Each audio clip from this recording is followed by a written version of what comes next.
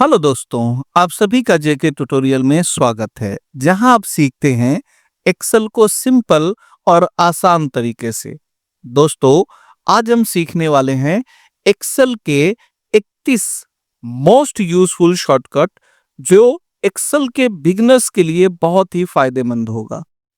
दोस्तों, shortcut use करने से आपका काम आसान होता है, काम फास्ट होता है, वो भी स्मार्ट तरीके से। तो आप भी इन शॉर्टकट्स को जरूर सीखें और वीडियो को लास्ट तक जरूर देखना ताकि इन शॉर्टकट्स को आप सीख कर अपने काम को और फास्ट कर सकें। दोस्तों, आपसे रिक्वेस्ट है कि अगर वीडियो पसंद आएगी तो वीडियो को लाइक करिएगा, चैनल पे नए हैं तो सब्सक्राइब करिएगा और अपने दोस्तों में शेयर करिएगा। चलिए एक एक करके सारे शॉर्टकट सीखते हैं। आते हैं सिस्टम पे। सबसे पहला शॉर्टकट जो कि बहुत ही बेसिक है, जब भी आप कोई भी सॉफ्टवेयर अगर आप सीखते हैं, चाहे वो वर्ड सीख रहे हो, एक्सेल सीख रहे हो, पावर पॉइंट सीख रहे हो, फोटोशॉप, कोरल ड्रॉ, कोई भी सॉफ्टवेयर अगर आप सीख रहे हैं, तो वहां पे सबसे इंपॉर्टेंट पार्ट होता है डेटा को कॉपी करना।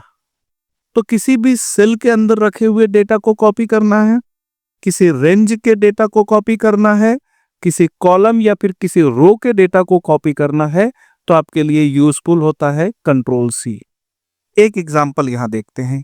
जैसे कि इस प्रोडक्ट की लिस्ट में हमने जीन्स, टी शर्ट, पैंट्स ये रखा हुआ है। अब हम ये चाहते हैं कि यहां से ये जो पैंट है इसे कॉपी करना है और उसे यहां पे लाना है। यहां ध्यान रखिए, कॉपी एंड पेस्ट दो अलग अलग शॉर्टकट्स होते हैं।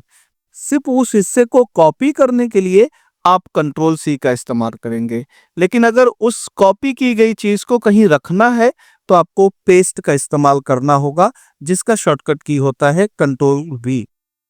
तो हमें ये पैंट्स वाला प्रोडक्ट यहां से कॉपी करना है, तो हमने कंट्रोल के साथ सी प्रेस किया। आप देखेंगे यहां इसके चारों तरफ इस तरीके से एक मर्क्यू पार्ट चल रहा होगा। इससे ये पता चलता है कि जो सिलेक्टेड पार्ट है वो कॉपी हो चुका है। अब इस सिलेक्टेड पार्ट को जहां पे भी आपको रखना है, आपको उस लोकेशन पे जाना होगा। जैसे कि मान लीजिए मुझे यहां चाहिए, तो यहां पे मुझे रखने के लिए कंट्रोल के साथ में वी प्रेस करना होगा। तो हमने क्या किया, पहले वाली शीट से इसे कॉपी किया और अगली वाली शीट पे ले जाकर पेस्ट कर दिया। एक तरीका तो एक स्पेसिफिक सेल का हो गया। दूसरा, अगर मुझे ये पूरा का पूरा कॉलम ही यहां से कॉपी करके अगली शीट पर या फिर इसी शीट पर पेस्ट करना है, तो पहले अपना पूरा डेटा सेलेक्ट करिए, जहां तक का हिस्सा आपको कॉपी करना है कंट्रोल सी प्रेस कर दीजिए। कहां पे रखना है, अज्यूम करिए आपको यहां पे रखना है, तो यहां पे कंट्रोल के साथ में वी प्रेस कर दीजिए। अगर आपको यहां पे नहीं रखना है, आपको अगली शीट पे ले जाना है, तो शीट पे जाइए और कंट्रोल के साथ में वी प्रेस कर दीजिए। तो उस शीट पे आपका सारा डेटा चला जाएगा। तो होप कि ये चीज आपको समझ में आ गई होगी कि कॉपी एंड पेस्ट कैसे करते हैं। अगला शॉर्टकट हमारा है कट। कट का इस्तेमाल क्या होता है, सेम चीज, अगर हम किसी डेटा को एक जगह से दूसरी जगह पर ले जाना चाहते हैं, जैसे कि यह एग्जांपल देखिए, अगर मैं शर्ट का ये हिस्सा यहां से उठाकर किसी और जगह पे रखना चाहता हूं, तो उसे कहते हैं कट पेस्ट। एग्जाम्पल देखिए, अगर हम यहाँ पे कंट्रोल के साथ एक्स प्रेस करते हैं, तो ये डेटा जो है हमने इसको कट किया। अब कहाँ पे रखना है, उस लोकेशन पे जाना है और कंट्रोल के साथ वी प्रेस करेंगे, तो आप देखेंगे ये वाला जो सेल है ये खाली हो चुका है, क्योंकि यहां से डेटा हमने कट करके इस वाले सेल में पेस्ट किया हुआ है। क्लियर? दोबारा देखिए, अगर मुझे कोई एक रो का डेटा यहां से उठाना, जैसे ये रो नंबर 4 का सारा डेटा यहां से कट करके किसी और जगह पे रखना है, तो हमने कंट्रोल के साथ एक्स किया। अब देखेंगे ये पूरा रो आपका सिलेक्टेड दिख रहा होगा, ये कट हो चुका है। कहां पे रखना है वहां जाइए और इसे कर दीजिए पेस्ट कंट्रोल के साथ वी। तो यहां से देखिए इस रो का सारा डेटा हमने कट किया और यहां पे लाके उसे पेस्ट किया, तो इसे कहते हैं कट पेस्ट। अब अगला हमारा शॉर्टकट है कंट्रोल जेड। देखिए, काम करने के टाइम पे कई बार हमसे मिस्टेक्स हो जाती हैं और कई स्टेप तक हम मिस्टेक कर देते हैं। उन स्टेप्स को पीछे ले जाना कंट्रोल जेड का काम है। इसे अनडू करना कहते हैं।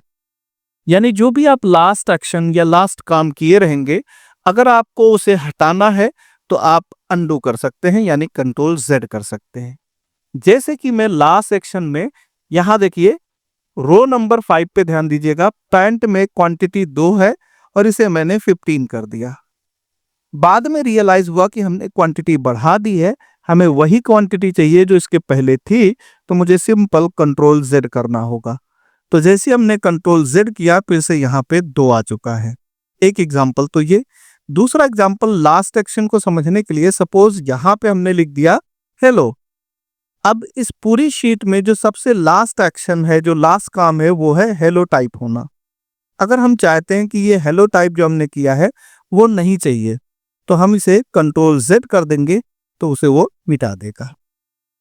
आपसे कई बार गलतियां हो जाती हैं, तो उन गलतियों को हटाने के लिए आप कंट्रोल जेड का इस्तेमाल कर सकते हैं। दूसरा हिस्सा है कंट्रोल वाई। अब कंट्रोल जेड और कंट्रोल वाई में एक छोटा सा फर्क है। कंट्रोल जेड जो है वो एक स्टेप पीछे जाता है और कंट्रोल वाई एक स्टेप आगे जाता है। एक एग्जांपल ले लेते हैं। सपोज यहां पे हमने लिखा हेलो और उसके नीचे लिखा है स्टूडेंट। अब लास्ट एक्शन हमारा क्या है? स्टूडेंट। हेलो उसके पहले वाला एक्शन था। अगर हमने कंट्रोल जेड किया तो आप देखेंगे पहले हेलो गायब हुआ और फिर से हमने कंट्रोल जेड किया तो उसके बाद स्टूडेंट और हेलो दोनों गायब हो गया, क्योंकि ये एक एक स्टेप पीछे जा रहा है। अब हमारा काम क्या है कि इसे वापस लाना है। तो कंट्रोल वाई से हम एक एक स्टेप आगे जा सकते हैं। कैसे? कंट्रोल के साथ वाई प्रेस करिए तो देखिए हेलो आ गया, दोबारा कंट्रोल के साथ वाई प्रेस करेंगे तो स्टूडेंट आ जाएगा। होप कि इतनी बात आपको समझ में आ गई होगी कि कंट्रोल जेड आप जो भी लास्ट एक्शन किए रहते हैं वो एक एक स्टेप पीछे जाता है और कंट्रोल वाई आपका एक एक स्टेप आगे जाता है। नेक्स्ट शॉर्टकट है कंट्रोल एस। कंट्रोल एस का इस्तेमाल किया जाता है फाइल को सेव करने के लिए। अगर आप कोई फाइल को सेव करना चाहते हैं तो सबसे बेस्ट तरीका है कि आप उसे सेलेक्ट करके सेव कर सकते हैं। ना भी सेलेक्ट करें तब भी कंट्रोल एस से सेव हो जाएगा। अब क्योंकि जो फाइल खुली हुई है वो ऑलरेडी सेव है, तो अगर हम यहाँ पे कंट्रोल एस प्रेस करेंगे तो आपको कुछ भी फर्क नहीं दिखाई देगा। तो दोस्तों, हम यहाँ पे एक नई वर्कशीट खोलते हैं और उसे सेव करने की कोशिश करेंगे। कंट्रोल ओ से हम नई वर्कशीट खोल सकते हैं। अब यहां से कोई भी फाइल जो हमारे पास रखी है उसे ले लेते हैं। अब इस फाइल में हम कुछ बदलाव करते हैं और हम चाहते हैं कि जो भी हमने बदलाव किया ये शीट भी सेव में जब हो तो ये भी अवेलेबल रहे। तो कंट्रोल के साथ हमें एस प्रेस करना होगा। अब जैसे हम इसे क्लोज करेंगे, देखिए यहाँ पे हमने चेंजेस किया है। या फिर हम कोई ब्लैंक शीट ले लेते हैं यहाँ से, ताकि आपको एकदम इजीली समझ में आए कि सेव कैसे होता है। अब यहाँ पे हमने कोई डेटा रखा, जूम करके चलते हैं कि हमने यहाँ पे जो डेटा रखा है वो रखा स्टूडेंट नेम, यहाँ पे स्टूडेंट एज, यहाँ पे उसका एड्रेस और यहाँ पे कॉन्टैक्ट ले लिया। अब हमने सिर्फ इसकी हेडिंग क्रिएट की है और इस वाले वर्कशीट को हम सेव करके रखना चाहते हैं। तो एक तो तरीका, आप फाइल पे जाइए, सेव पे क्लिक करिए और अपनी लोकेशन बताइए कि आपको कहाँ पे सेव करना है। इसी तरीके से आप शॉर्टकट तरीके से भी कर सकते हैं। कंट्रोल के साथ एस प्रेस करेंगे तो देखिए सेव एज का पॉपअप आ चुका है। अब आप बताइए कि इसे कहाँ सेव करना है, वो लोकेशन पे जाएगा और जिस भी नाम से आप सेव करना चाहते हैं वो नाम दे दीजिए। मैंने नाम दिया माई टेस्ट। तो जैसे हम सेव करेंगे तो यहाँ पे देखेंगे हमारी फाइल का नाम आ गया माई टेस्ट। तो कंट्रोल एस का यूज होता है फाइल को सेव करने के लिए। अगला शॉर्टकट है कंट्रोल ए। कंट्रोल ए का इस्तेमाल होता है हमारे शीट पर जितना भी डेटा है वो सारा डेटा एक साथ सेलेक्ट करने के लिए। जैसे कि यहाँ पे इतना सारा डेटा है, अगर मैं माउस से कर रहा हूं तो इस तरीके से ड्रैग करना पड़ रहा है और यही चीज हम कंट्रोल के साथ ए प्रेस करेंगे तो पूरा का पूरा डेटा सेलेक्ट हो जाएगा, कुछ ऐसे। अभी हमने प्रेस किया कंट्रोल ए तो देखेंगे इस टेबल में जितना भी डेटा है वो सारा डेटा एक साथ आपका सेलेक्ट हो चुका है। तो कंट्रोल ए का इस्तेमाल किया जाता है अपने पूरे टेबल को सेलेक्ट करने के लिए। अगला हिस्सा हमारा है कंट्रोल पी।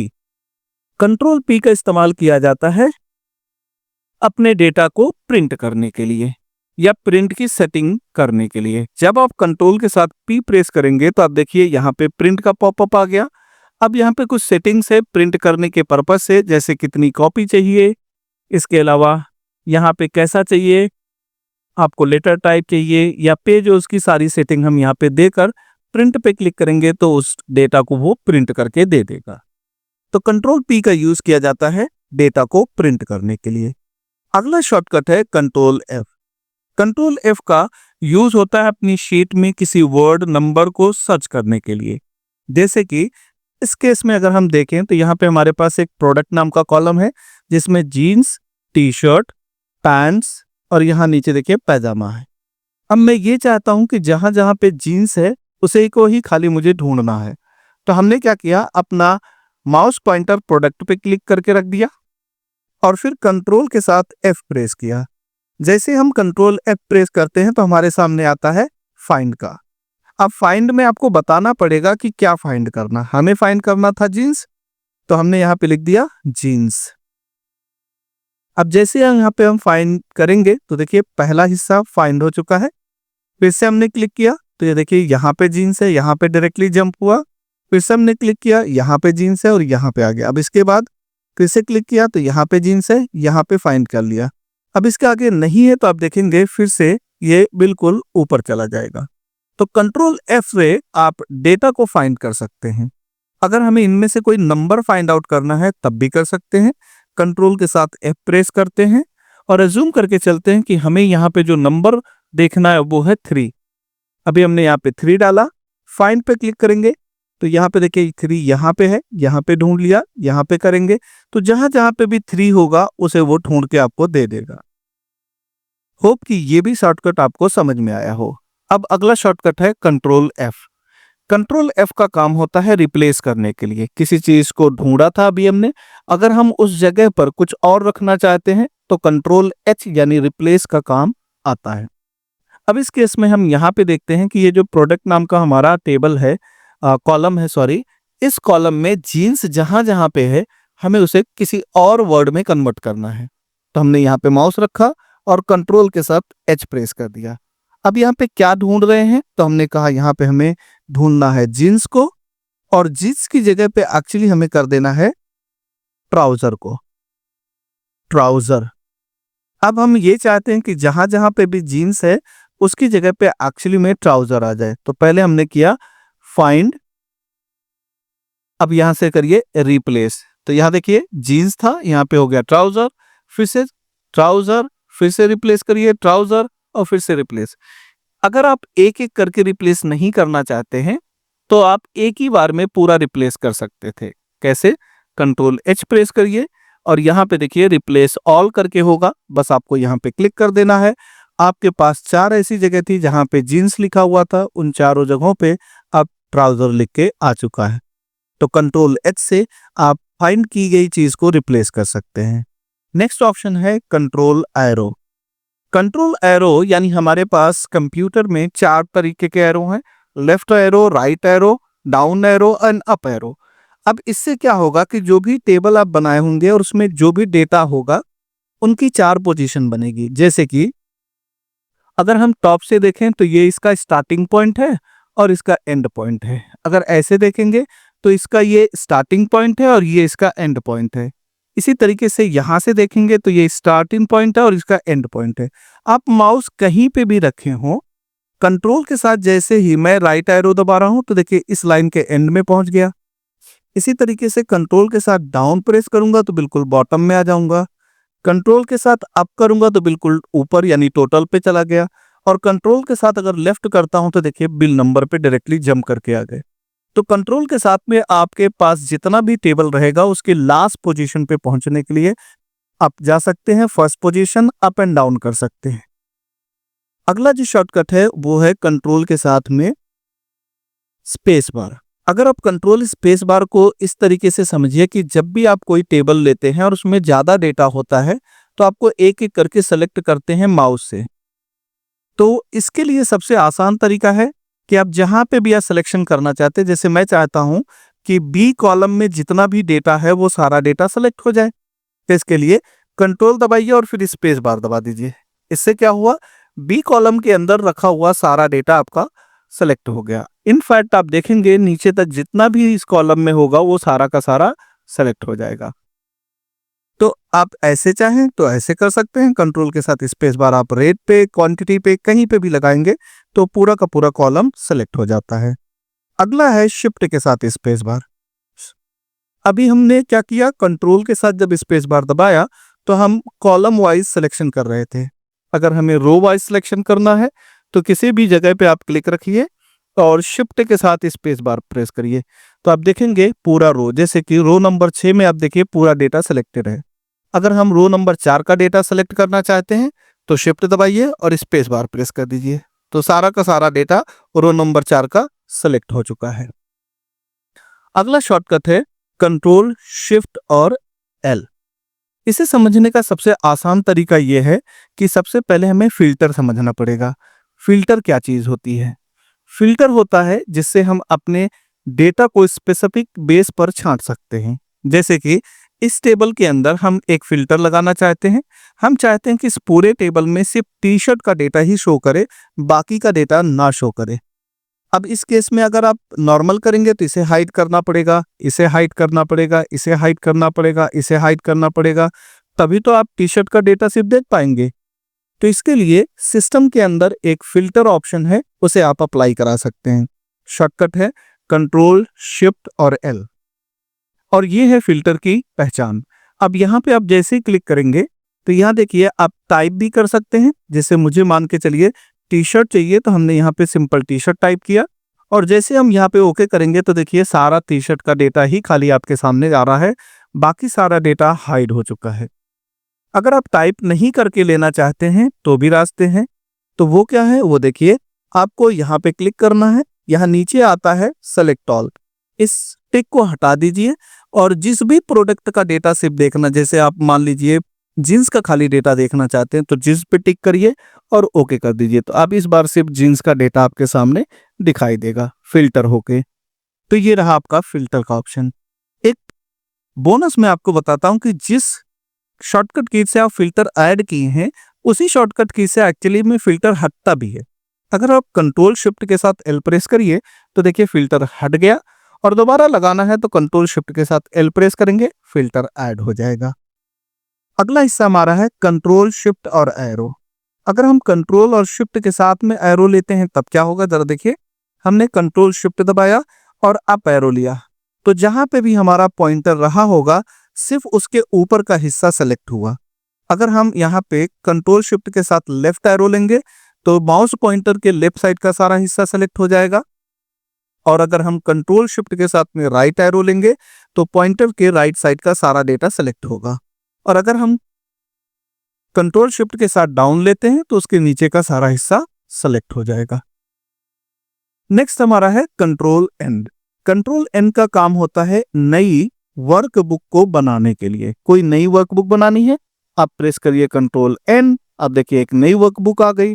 अब इसमें जो भी आप टाइप करना चाहते हैं टाइप करके उसे सेव कर सकते हैं कंट्रोल एस का यूज करके। अगर आप कोई शीट बना के रखे हैं डेटा और उस शीट को आपको ओपन करना है तो अगला शॉर्टकट आपका आता है ओपन करने के लिए, उसका शॉर्टकट है कंट्रोल के साथ ओ। जैसे आप कंट्रोल के साथ ओ प्रेस करेंगे तो आपके पास जो भी शीट यहाँ पे अवेलेबल है, इसे हम लोग कहते हैं करंट या रिसेंट में, तो ये सारी शीट दिख रही है। अगर इनमें से नहीं चाहिए तो हम कंप्यूटर पे जा सकते हैं, ब्राउज पे जा सकते हैं और जहां पे भी हमने शीट रखी होगी उस शीट को लेकर यहां से ओपन कर सकते हैं। ये रहा हमारा कंट्रोल ओ।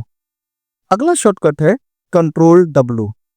कंट्रोल डब्ल्यू का यूज होता है करंट वर्कशीट को बंद करने के लिए, क्लोज करने के लिए। अगर आप चाहते हैं कि कोई, आप जैसे एग्जांपल लेते हैं कंट्रोल ओ ले लेते हैं और इसमें से कोई भी एक शीट ओपन कर लेता हूं, जैसे कि नेक्स्ट एक्सेल करके है, इसे हमने ले लिया। अब हम ये चाहते हैं कि ये जो एक्सेल की फाइल खुली है ये बंद हो जाए।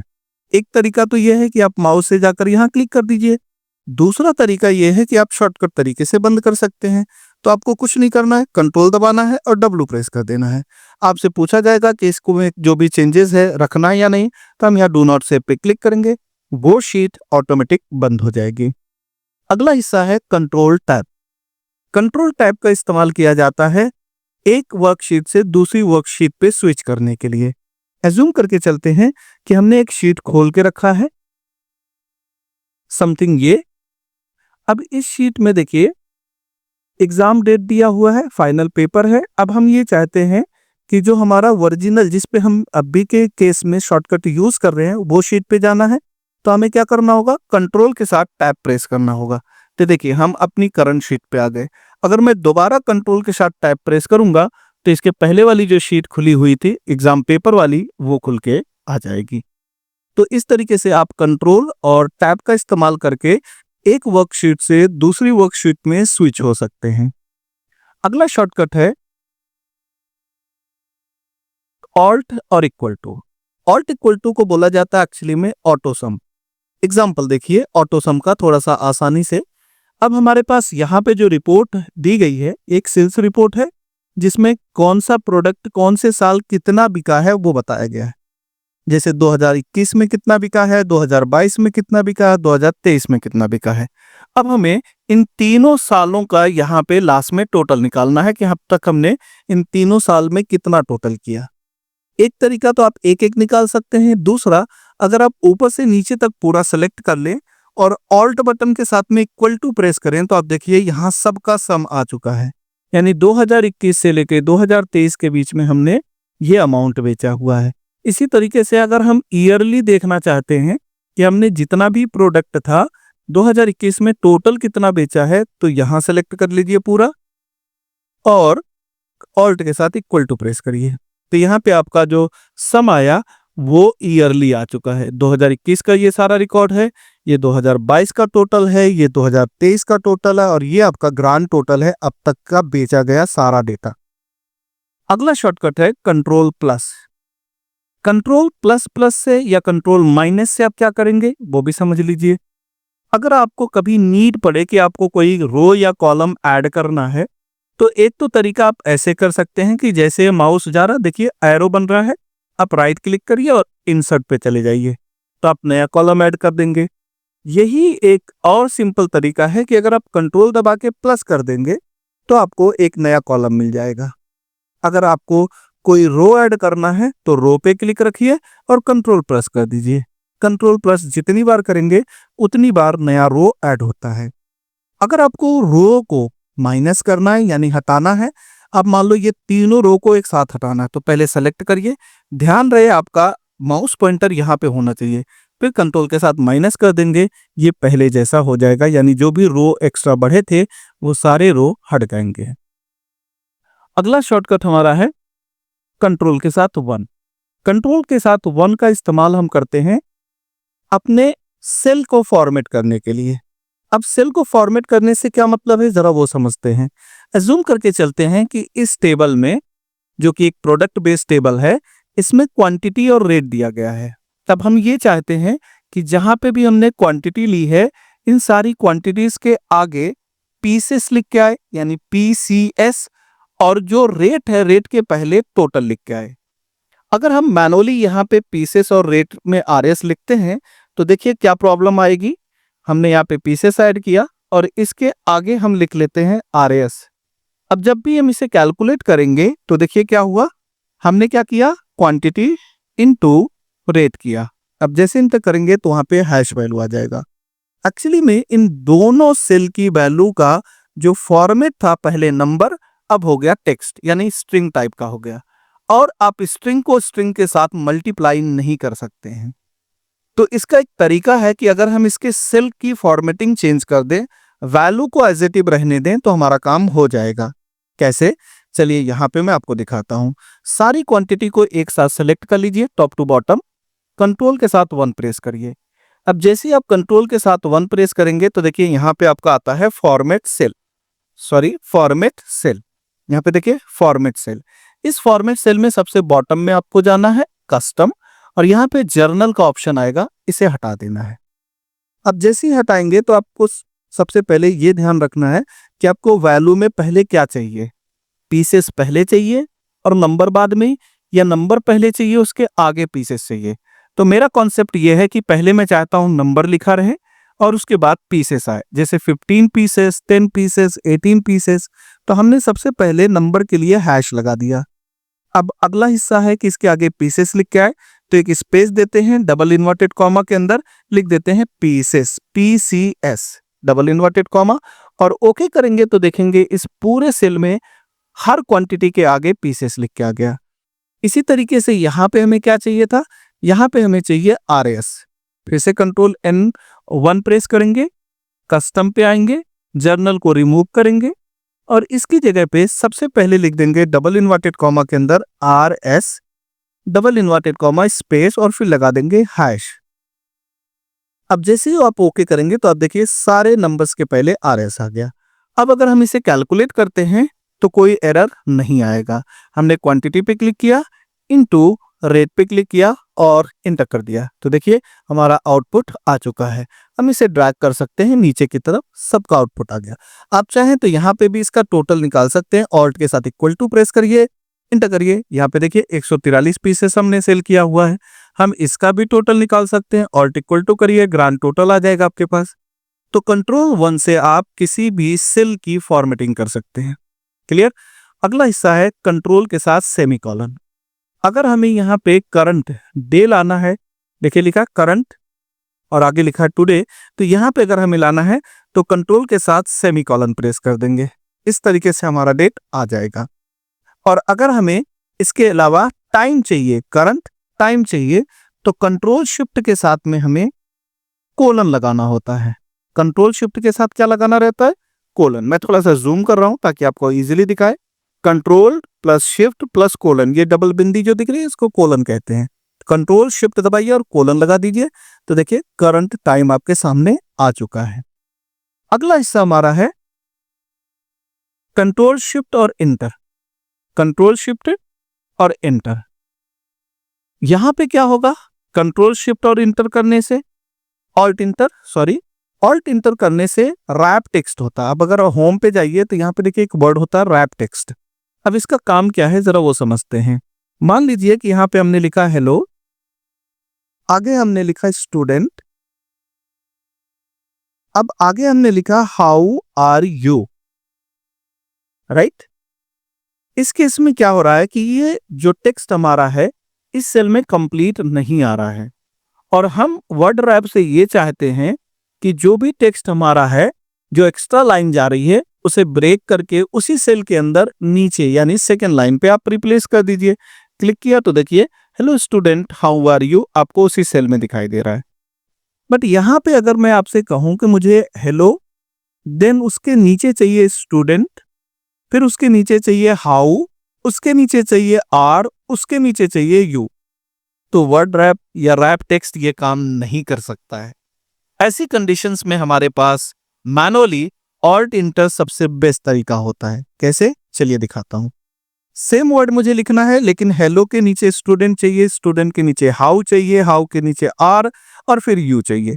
तो देखिए सबसे पहले हमने लिखा हेलो, अब ऑल्ट के साथ इंटर कर देंगे, फिर यहाँ पे लिखेंगे स्टूडेंट, फिर ऑल्ट के साथ इंटर कर देंगे, फिर लिखेंगे हाउ, फिर ऑल्ट के साथ इंटर, फिर यहाँ पे लिखेंगे आर, फिर ऑल्ट के साथ इंटर और फिर लिख देंगे यहाँ पे यू। अब जरा आप देख सकते हैं कि इसमें और इसमें क्या फर्क है।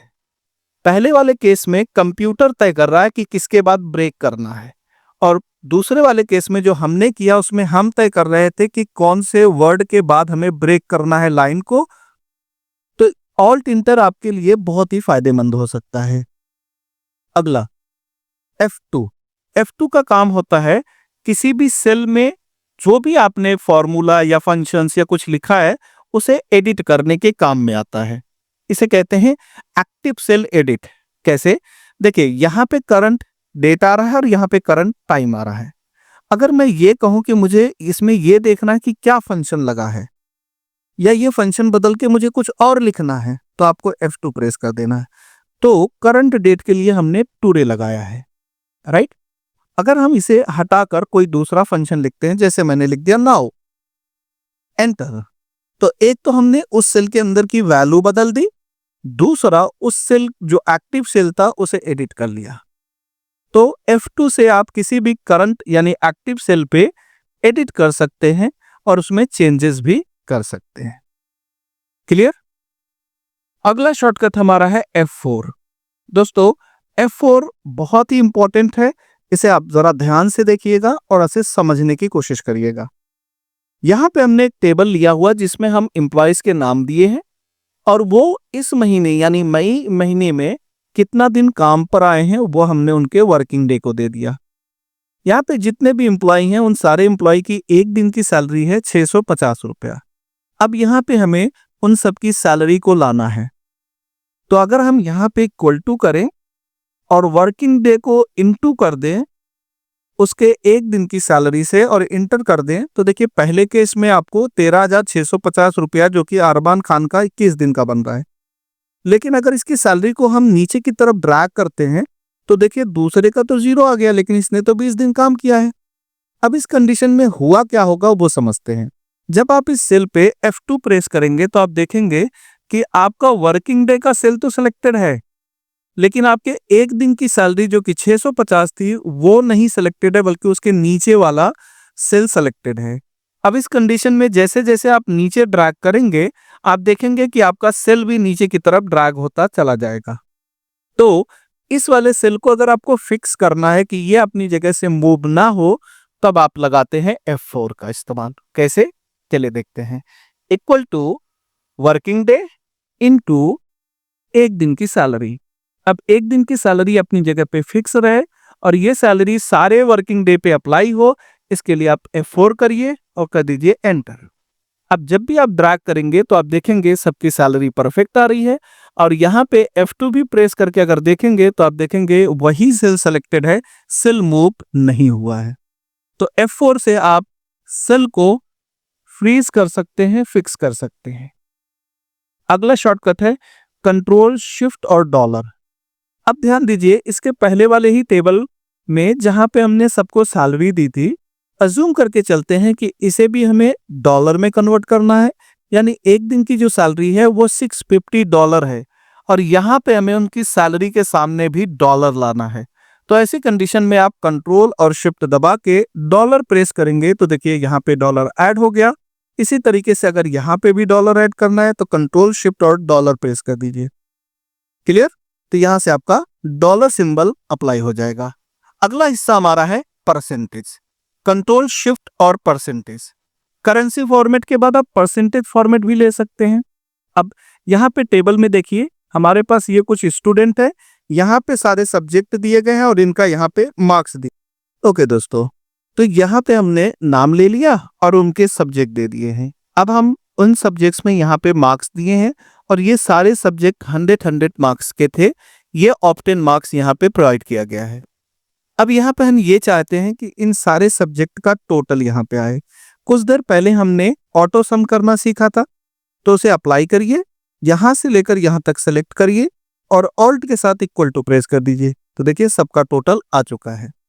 अब आपको छोटा सा डिफरेंस देखिए एवरेज और परसेंटेज में। अगर आप यहाँ पे एवरेज निकालना चाहते हैं तो एक तरीका ये है कि आप जितना भी टोटल आया है उसे उतने सब्जेक्ट से डिवाइड कर दीजिए। तो सब्जेक्ट यहाँ पे 4 है, अगर हम 4 से डिवाइड करते हैं तो हमें एवरेज मिल जाएगा।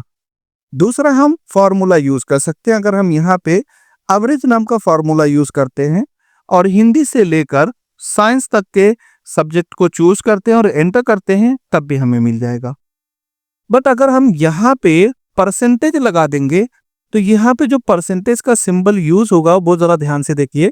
हमने इसे सिलेक्ट किया और कंट्रोल शिफ्ट के साथ परसेंटेज लगाया तो देखिए 4300%, 5600%, 4200%, ये कुछ इस तरीके से दिखा रहा है। बट हमें एग्जैक्ट चाहिए, तो उस कंडीशन में क्या होगा चलिए देखते हैं। सबसे पहले यहाँ पे इक्वल टू लगाएंगे और जितना भी टोटल मार्क्स आया है उसे डिवाइड कर देंगे। हर सब्जेक्ट में 100 मार्क्स का था तो टोटल बंदा 400 मार्क्स, तो यहाँ पे हमने 400 से डिवाइड कर दिया। अभी करेंगे इंटर, तो देखिए यहाँ पे परसेंटेज आ चुका है। बट ये परसेंटेज बाय डिफॉल्ट नहीं आता है। ये परसेंटेज बाय डिफॉल्ट इसलिए नहीं आता क्योंकि मैंने अप्लाई किया था, इसलिए है। आप अगर यहाँ होम पे आके देखेंगे तो यहाँ पे परसेंटेज अप्लाई है। एक्चुअली बाय डिफॉल्ट अप्लाई होता है जर्नल। तो जब भी आप करेंगे तो आप में कुछ ऐसा दिखेगा 0.43, 0.56, 0.42। अब आपको क्या करना है कि इसे परसेंटेज में कन्वर्ट करना है। तो आप यहां से परसेंटेज ले लीजिए, यहां पे जो परसेंटेज दिया हुआ है, देखिए यहाँ पे परसेंटेज से क्लिक करेंगे तब भी आ जाएगा। एक दूसरा तरीका, कंट्रोल शिफ्ट और परसेंटेज दबा दीजिए, आपका काम हो जाएगा। कुछ आपको करने की जरूरत नहीं है, कंट्रोल शिफ्ट और परसेंटेज दबा दीजिए, आपका परसेंटेज निकल के आ जाएगा। अगला शॉर्टकट हमारा है कंट्रोल शिफ्ट और हैश का। इसका काम क्या होता है, डेट फॉर्मेट में लाने के लिए। अगर आपने कोई भी डेटा डाला, सपोज दैट यहाँ पे हमने डेटा डाला 25, या फिर पहले मंथ ले लेते हैं 5/12/2025। अभी हमें कुछ इस तरीके से दिख रहा है। अगर मैं इस डेटा को कुछ ऐसे भी लिख दूं और इंटर कर दूं तो भी वो डेट फॉर्मेट में आ जाएगा। उसका रीजन ये है कि यहाँ पे ऑलरेडी डेट फॉर्मेट, देखिए यहाँ पे अगर हम इस पूरे हिस्से को डेट फॉर्मेट से हटाकर जर्नल फॉर्मेट में कर देते हैं, देखिए यहाँ पे आया मैं और इसे जर्नल फॉर्मेट कर दिया। अब आपको नंबर दिख रहा होगा, राइट। अब अगर मैं नंबर को डेट फॉर्मेट में रखना चाहता हूं तो कंट्रोल और शिफ्ट के साथ में हैश प्रेस कर दूंगा। जैसे ही हम कंट्रोल और शिफ्ट के साथ हैश प्रेस करेंगे तब देखिए ये जो जर्नल नंबर है वो आपको एक डेट फॉर्मेट में दिखाई दे देगा। 11 जनवरी, और ईयर का कोई अता पता नहीं कि कौन से ईयर को कॉल किया जा रहा है। 29 तो ईयर को कॉल किया जा रहा है। आप मैनुअली भी डाल सकते हैं, जैसे 0/25/2025 और इंटर करेंगे तो इस तरीके से डेटा आ रहा है। अब इस डेटा पे रखिए माउस और कंट्रोल शिफ्ट के साथ हैश प्रेस कर दीजिए, ये देखिए मे का फॉर्मेट आपका आ गया। तो इस तरीके से हमने एक्सेल के बेसिक 31 ऐसे फॉर्मूले देखे जो लगभग हर यूजर यूज करता है डेली बेसिस पे। तो अगर आपको ये एक्सेल के शॉर्टकट्स पसंद आए तो वीडियो को जरूर लाइक करिएगा, चैनल पे नए हैं तो सब्सक्राइब करिएगा। ऐसे ही वीडियोस के लिए आप जरूर हमारे साथ बने रहें। हम डेली बेसिस पे तो नहीं, हफ्ते में 3 दिन आपके लिए अच्छे से अच्छे कंटेंट लाते रहेंगे। मिलते हैं नेक्स्ट वीडियो में, अपना ख्याल रखें। Happy learning.